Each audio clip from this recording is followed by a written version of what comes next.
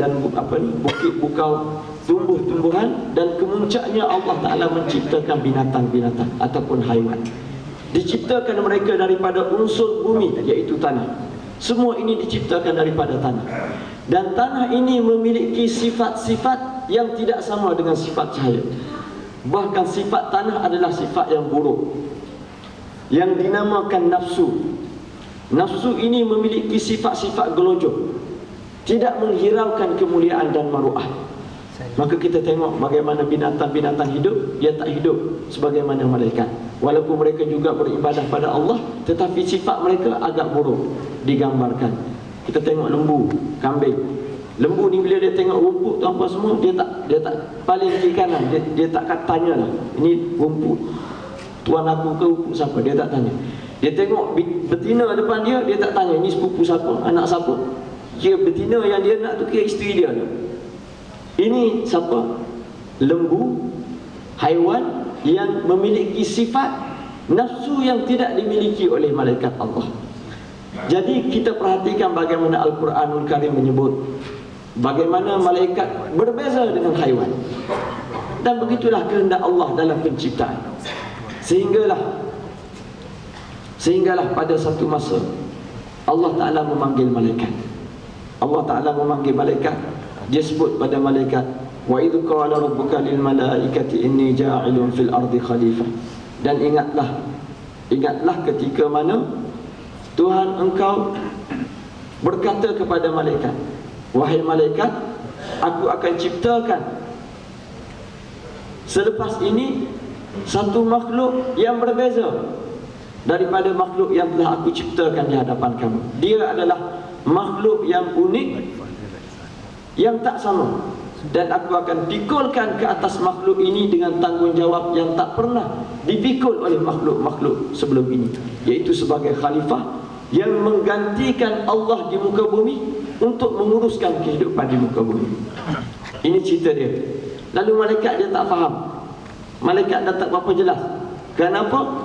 Kerana tidak ada contoh di depan. Makhluk yang ketiga, dia bukan daripada tanah, bukan daripada langit, bukan daripada unsur langit. Lalu malaikat tanya, qalu ataj'alu fiha man yufsidu fiha wa yasfiku ad-dima. Tuhan, adakah engkau nak ciptakan seorang khalifah yang memikul tanggungjawab yang besar, sedangkan dia, malaikat tengok, sedangkan dia ni kerja dia membunuh, menumpahkan darah dan merosakkan muka bumi. Kenapa? Kerana malaikat dia diberitahu oleh Allah manusia diciptakan daripada tanah. Maka tanah itu contohnya adalah binatang, merosakkan muka bumi, saling bertarung sesama sendiri. Dia tak sedar bahawa Allah Ta'ala kata ini makhluk yang unik. Bagaimana unik? Iaitu Adam ini apabila diambil tanah, dijadikan dia fizikalnya manusia dengan tanah, tetapi Allah Ta'ala sebut wa nafakhtu fihi min ruhi. Aku tiupkan ke dalam tanah itu roh daripada sisiku di langit. Maknanya dalam tubuh kita tuan-tuan semua ada unsur tanah dan ada unsur langit. Ini penciptaan yang tidak difahami oleh malaikat kerana tak pernah berlaku. Maka Allah Ta'ala tunjukkan kehebatan Adam kepada malaikat. Lalu diberikan Nabi Adam ini ilmu melalui akal. Dengan akal dan ilmu itu dia mencerahkan kehidupan roh dalam tubuh kita, menyebabkan roh ini melonjak naik ke atas, terbang ke langit, melintasi darjat malaikat Allah Subhanahu Wa Ta'ala. Ini kehebatan yang ada pada Adam, yang Allah Ta'ala tunjukkan sehingga malaikat mengaku. Dan apabila malaikat faham, Allah Ta'ala menuntut malaikat supaya sujud kepada makhluk yang lebih hebat daripada mereka sendiri. Maka semua mereka bersujud. Fasajadal malaikatu kulluhum ajma'un illa iblis. Semuanya sujud kepada Adam kecuali iblis laknatullah. Jadi tuan-puan semua, inilah manusia. Manusia yang sentiasa terpaksa bertarung dalam pertarungan yang tidak ada dalam dunia malaikat dan tidak ada dalam dunia haiwan. Haiwan dia tak perlu bertarung, dia hidup dengan nafsu 100%.